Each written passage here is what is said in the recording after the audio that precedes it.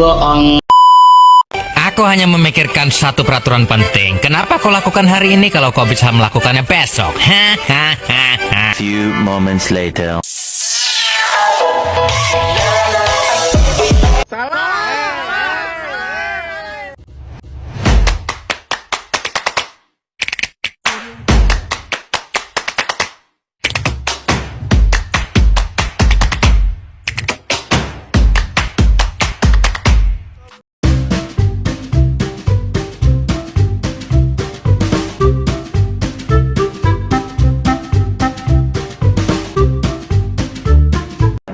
Selamat pagi pada teman-teman Bamba Universitas Orientasi Semarang. Terima kasih waktunya sudah mau berkumpul di ruangan saya. Sini saya mau mengajak diskusi teman-teman. Mulai saat ini kan banyak ibu rumah tangga yang sudah mulai bisnis, mulai usahanya di rumah. Dimulai dari sejak pandemi, memanfaatkan waktunya di rumah untuk mulai berusaha. Nah, saya ingin mengajak diskusi ini. Menurut teman-teman ini, usaha apa yang cocok untuk warga di sini, untuk ibu-ibu rumah tangga di sini? Nah, silakan Mbak, saya tunggu jawabannya. Iya Pak, sekarang dengan adanya teknologi dan media sosial, ibu rumah tangga tuh punya banyak kesempatan buat usaha. Jualan dari rumah jadi lebih mudah, misalnya jualan makanan atau kerajinan tangan online. Jadi nggak butuh modal besar, yang penting konsisten. Bener banget. Apalagi usaha kuliner seperti makanan buku atau makanan sehat mulai banyak diminati. Orang-orang sekarang lebih suka pesan makanan online. Ibu rumah tangga yang punya keterampilan masak bisa banget tuh ambil peluang ini. Benar, tapi nggak cuma di kuliner, peluang usaha seperti dropshipping juga memiliki banyak pilihan karena sistemnya simpel. Ibu-ibu nggak perlu stok barang sendiri. Mereka cuma perlu fokus di pemasaran dan komunikasi dengan pembeli. Jadi fleksibel banget kan buat mereka.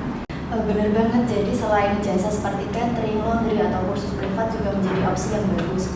Aku pernah dengar cerita ada ibu rumah tangga yang bikin kursus memasak dan kursus pelajaran untuk anak-anak dari rumah. Jadi dia memanfaatkan media sosial untuk promosi, semua dijalani secara online dari rumah. Begitu Pak? Iya, benar sih teman-teman. Usaha jasa makanan atau apa itu yang disampaikan teman-teman itu memang menguntungkan bagi ibu rumah tangga. Di sisi modal yang kecil, ketika ditekuni dengan baik, itu akan mendapatkan keuntungan yang besar. Yang terpenting adalah ibu rumah tangga itu bisa membagi waktu antara usaha dengan mengurus rumah tangga, jadi tidak terbentur dengan usahanya. Benar Pak, manajemen waktu itu memang sangat jadi tantangan utama karena kan harus mengurus anak, rumah, jadi nggak bisa disamakan sama pekerjaan kantor yang bisa tetap itu. Jadi memanfaatkan waktu itu sangat penting. Bener, nah itu sebabnya media sosial membantu banget. Pemasaran bisa dilakukan kapan saja dan target pasar lebih luas. Ibu rumah tangga nggak harus keluar rumah, tapi produk mereka bisa banyak dikenal banyak orang. Aku setuju, salah satu kuncinya adalah inovasi.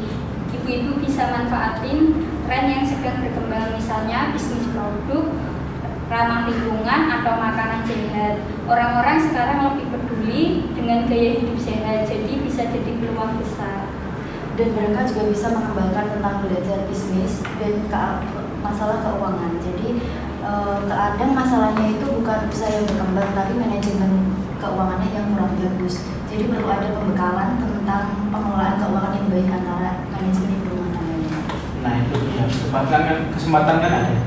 Bagaimana kita itu mau memulai dan mau memanfaatkannya.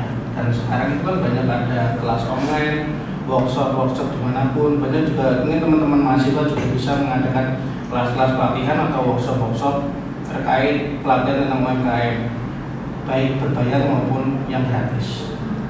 Benar banget Pak, selama kita ada niat dan disiplin, peluang usaha untuk ibu rumah tangga itu terbuka lebar. Banyak kisah tuh yang kita bisa jadiin inspirasi kita. Yang penting jangan takut gagal. Setiap usaha pasti ada tantangannya. Tapi kalau kita jalani dengan niat dan fokus, pasti hasilnya bisa luar biasa. Setuju. Jadi ibu rumah tangga sekarang nggak terbatas hanya mengurus rumah. dengan peluang usaha yang ada mereka berkontribusi lebih banyak lagi, bahkan mungkin bisa jadi sumber penghasilan utama buat keluarga.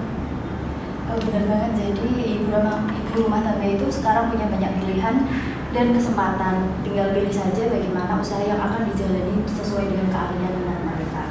Hasilnya pasti akan mengikuti kita.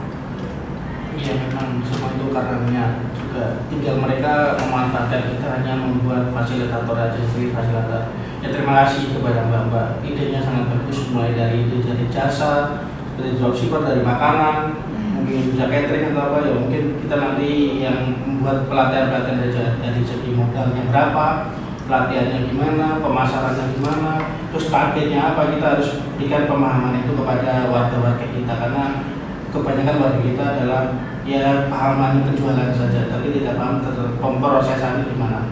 Terima kasih pada teman-teman dari mahasiswa Universitas Pancasila. Kita lanjutkan diskusi untuk kelanjutannya minggu depan lagi. Ya, terima kasih. Assalamualaikum warahmatullahi wabarakatuh. Waalaikumsalam warahmatullahi wabarakatuh.